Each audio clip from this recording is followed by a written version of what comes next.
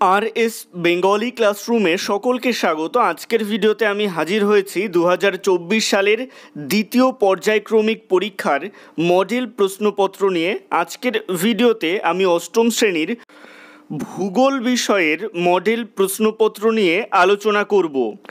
অষ্টম শ্রেণীর বাংলার মডেল প্রশ্নপত্রের ভিডিও আগেই এই চ্যানেলে প্রকাশিত হয়েছে। তোমরা যারা এখনও পর্যন্ত সেই ভিডিওটি দেখে উঠতে পারোনি তাদের জন্য আমি এই ভিডিওটির ডেসক্রিপশনে ভিডিওর লিংক দিয়ে দেবো, অবশ্যই সেখান থেকে ভিডিওটি দেখে নিও।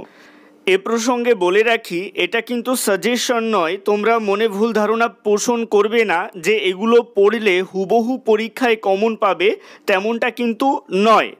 যারা সারা বছর ভালো করে পড়াশোনা করেছো তাদের রেজাল্ট এমনিতেই ভালো হবে।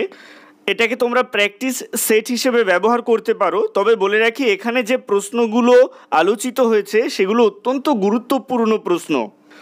তো কথা না বাড়িয়ে শুরু করা যাক আজকের মূল ভিডিও। এক দাগে বলা হচ্ছে, পূর্ণ বাক্যে উত্তর দাও, প্রতিটি প্রশ্নের মান 1। একের এক দাগের প্রশ্ন, ডোলড্রামস শব্দের অর্থ কী?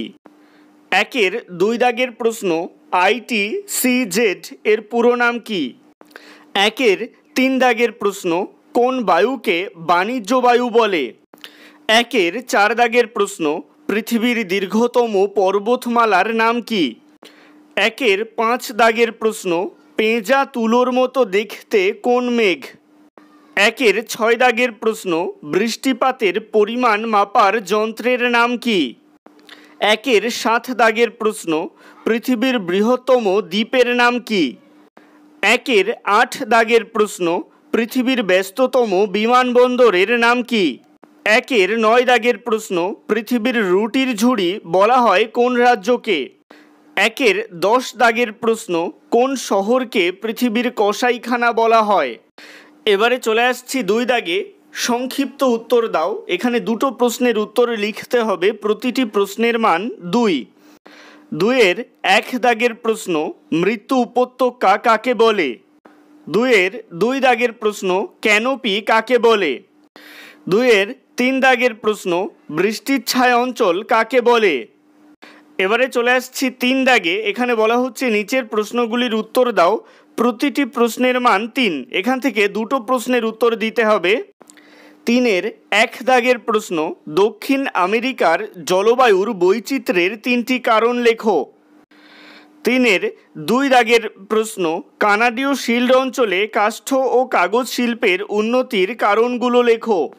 তিনের তিন দাগের প্রশ্ন, উত্তর আমেরিকার হ্রদ অঞ্চলের কৃষি উন্নতির 3টি কারণ লেখো। এবারে চলে আসছি চার দাগে। এখানে বলা হচ্ছে, নিচের প্রশ্নগুলির যথাযথ উত্তর দাও, প্রতিটি প্রশ্নের মান 1। এখান থেকে একটি প্রশ্নের উত্তর লিখতে হবে। চারের এক দাগের প্রশ্ন, হ্রদ অঞ্চলের শিল্পোন্নতির 5টি কারণ লেখো। এটা অত্যন্ত গুরুত্বপূর্ণ প্রশ্ন। অথবা চারের দুই দাগ, অ্যানাবেটিক ও ক্যাটাবেটিক বায়ু কাকে বলে? ভারতের দুটি স্থানীয় বায়ুর নাম লেখো। মডেল প্রশ্নপত্র হিসেবে এখানে যে প্রশ্নগুলো দেখানো হলো, তোমাদের সুবিধার জন্য এই গুরুত্বপূর্ণ প্রশ্নের উত্তরগুলিও আমি করিয়ে দিয়েছি। এখান থেকে তোমরা এই মডেল প্রশ্নপত্রের উত্তরগুলো দেখে নিতে পারবে। এখানে প্রতিটা প্রশ্নের উত্তর সুন্দর করে গুছিয়ে লেখা রয়েছে, তোমরা এখান থেকে দেখে খাতায় লিখে নিতে পারো বা তোমরা বই থেকেও দাগিয়ে নিতে পারো। এখানে দেখো প্রতিটা প্রশ্নের উত্তরই দেওয়া রয়েছে। তো এখান থেকে সমস্ত প্রশ্নের উত্তরগুলো তোমরা দেখে নিও। আজকের ভিডিওটা কেমন লাগলো অবশ্যই কমেন্টের মাধ্যমে জানিও। ভালো লাগলে লাইক করো এবং একই ক্লাসের বন্ধুদের সাথে ভিডিওটিকে শেয়ার করতে ভুলো না। ভালো থেকো, সুস্থ থেকো সকলে, আর অবশ্যই RS বেঙ্গলি ক্লাসরুমের সাথে থেকো।